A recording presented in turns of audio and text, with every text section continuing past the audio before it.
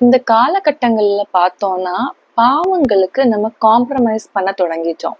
சில பாவங்கள் நம்ம பண்ணுவதற்கு சாதகமாக, நம்ம அது பாவம் இல்லை என்றும், இது கர்த்தருக்கு பிரியமான காரியம் தான் என்று அநேக பாவங்களை நம்ம காம்ப்ரமைஸ் பண்ண தொடங்கிட்டோம். ஆனா கர்த்தருடைய வசனம் என்ன சொல்கிறது என்றால், "நீ உன்னை ஞானி என்று எண்ணாதே, கர்த்தருக்கு பயந்து தீமையை விட்டு விலகு" என்று கர்த்தருடைய வார்த்தை நம்மை எச்சரிக்கிறதா இருக்கிறது.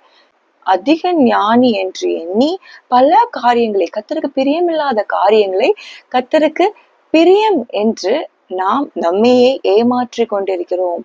ஆனால் கர்த்தருடைய வசனம் மிகவும் தெளிவாக நமக்கு சொல்கிறது, கர்த்தருக்கு பயந்து எந்த காரியங்களை நம்ம சிக்கி இது பாவம் அல்ல என்று நினைத்து கொண்டிருக்கிறோமோ, நம்முடைய ஆழ் மனதுல நமக்கு தெரியும் அது பாவம் என்று தெரியும்.